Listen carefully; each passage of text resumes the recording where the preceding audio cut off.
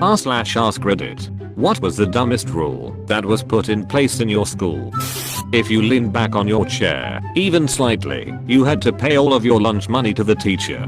Only one teacher did this. Seems pretty sketch, but no never really reported it.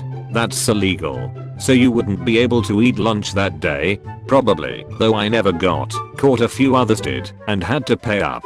It was sickening, but apparently it stopped happening and the old geezer doesn't work there anymore. Retired to Mexico with all that sweet lunch money. In my primary school, there was a rule for a while that if one child wanted to go and use the bathroom, the entire class had to go with them. In the best cases, a single kid had the power to disrupt a particularly boring lesson so that everyone could get up and walk literally 20 meters to the toilet block. Small school.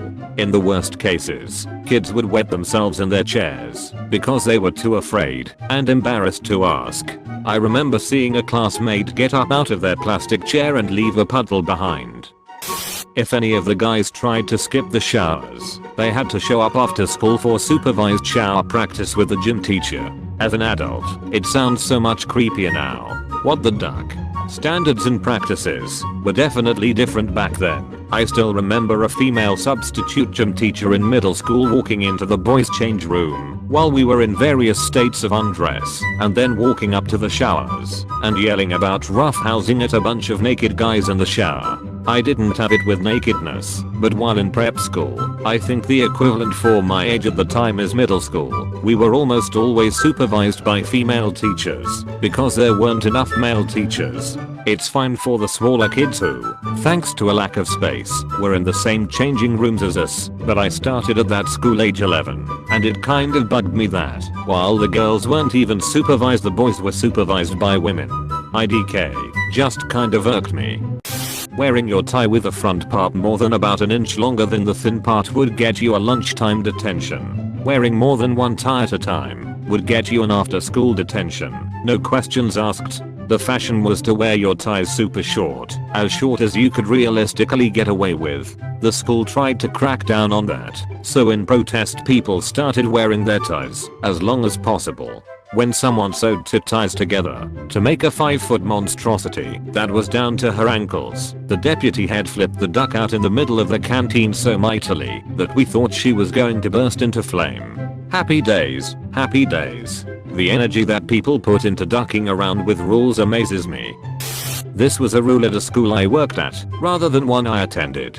Only people with parking passes could swipe in at the back door near where the cars were parked. People without cars frequently used the back door because it was the most direct route to the grocery store behind us. They shared a parking lot. We had some valuable electronics go missing, and since the security guards in the lobby apparently didn't see anything, it was decided they must use the back door. Their solution was to take away card-based access from all of the staff and faculty and only give it to people with cars. I pointed out that leaving the building via that door did not require a card, so if someone wanted to steal something, they could enter through the front door and still leave via the back door. When I also explained the frustration from the staff and faculty that previously had used the door to go grab stuff at the store, it was suggested that we just borrow the cards of people with parking passes to get back in. To say they did not understand security would be an understatement. My high school spent a crap ton of money remodeling their gymnasium over one summer. When the next school year began, students were not allowed to use it because the administration didn't want to ruin the floor or the new bleachers. So, no PE class inside, no indoor basketball/volleyball, no indoor running, no indoor activity. Period. I live in a state with brutal winters. It was awful. You can't wear solid blue or red shirts. They didn't want people to start gangs in our small Midwestern town. A group of people rebelled and started wearing leather jackets and slicked back hair and played up the greaser stereotype to show how silly it all was. They all got in trouble and threatened with detentions and ISS, in-school suspension. I'm glad I'm nowhere near that place anymore. We were not allowed to stand in circles at recess. Some teacher was afraid we would get up to something while standing in a circle. In protest we stood in a giant circle, but made sure we were all at least several meters away from the next closest person. When the teacher who initiated the van on circles noticed what we were doing, after 20 minutes, she threw a fit and demanded we stop standing in a circle. We argued that we were all just individuals standing around and turned in different directions. The bang was not enforced after that day. It's fine. We are just trying to summon Satan. My primary school, elementary school, introduced a no running rule. Ever. Including and especially at break time, recess, in the playground, or on the field. So if you were playing football, no running. Tag, no running. You couldn't play any game that required you to move at more than a fast walk. We developed a lot of games that required standing still and throwing tennis balls to one another using a complex set of rules. You were only allowed to run during PE lessons and under the supervision of a teacher. It only lasted a year, I think, but it was brought and went to kids who weren't looking where they were going, ran into each other, and one ended up with the other's tooth embedded in her forehead. Not being allowed to take your blazer off without permission.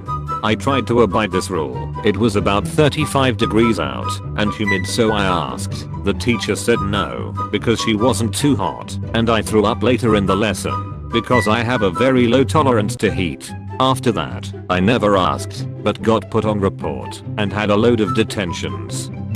I have a double whammy. Rule 1. No one is allowed to go back to their lockers between classes for whatever reason. Penalty, detention. Rule 2. No one is allowed to have bags in the classroom as they are a tripping hazard and promote disorganization. Penalty, detention. Classes were organized in a 1-2 morning T3 for lunch 5-6 pattern, so if gym for your class fell in periods 1, 3 or 5, you'd all wind up with detention. No leniency was ever given. It made no sense. The other great one, Catholic all-girls high school, was that we weren't allowed to wear underwear of any color save for white under our uniforms, and undershirts, singlets, or tank tops were forbidden. How did they police this? Our uniform blouses were see-through. Yeah. Shoes must be all black. Now you're probably thinking, huh, normal rule. This was implemented on the first day back from summer. We had no prior warning. On that day, I wore some black shoes with white laces and detailing. So, as punishment, I had to spend all day coloring in my shoes with a Sharpie, as the white on my shoes would disrupt my learning. Yeah, ducking right. If my kid's school made them color their shoes with Sharpie, then my kid's school is buying us some new shoes. Seriously, I question the legality of the school making a kid vandalize their own property. Zero tolerance. If a kid defended himself from attackers, he would get the same punishment as the attackers. This rule doesn't work. I was bullied every day in middle school, and when I finally snapped and pushed the girl who was trying to shove me down a flight of stairs, I was the one who got in trouble. Luckily my mom went all honey badger on the principal, and I wasn't punished. However, the other girl wasn't punished either, and it made things so much worse. I was so happy when we moved. We had that rule for about a month. Then a dude named Mike threw a bully through a plate glass window, because if I'm going to get suspended for getting punched, I might as well make sure it's worth it. What a hero. Men had to tuck in their shirts, but not women, cause women wouldn't ever carry a weapon supposedly. We were allowed to have backpacks that weren't see-through, you know, cause the only way one would carry a gun is in their waist. They changed this rule though. Women did have to tuck in their shirts, and I quote the principal, unless if they are fat, then they don't have to. We wouldn't want to embarrass them. This was in 1999 to 2000 in Louisiana. Punishment for snitching. On multiple occasions I got detention for complaining to a teacher about a bully. I even got detention once for getting my own blood on my bully, except for the time someone stole from them. High school. Girls with big butts weren't allowed to wear yoga pants, but everyone else was. This applies to fat girls as well as just girls with fat butts. Not sure how they measured the criteria. I just know some girls got in trouble for it, while others never did, and 2 of the girls I knew who got in trouble over it were told by the principal that their body style was inappropriately dressed. If the girl wasn't fat and got in trouble for it, was a very apparent case of because she had a big dumper. No visible cell phones on school property, even when school is over.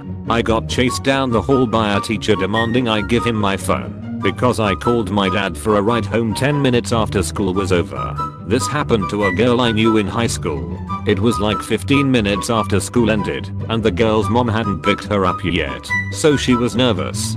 Her mom called her as she was standing outside of the school waiting, and she answered. The principal took her phone because she was using it at school, and I watched the girl's mom yell at the principal for like 10 minutes once she got there. At my elementary school we had a rule that you could never wave to someone.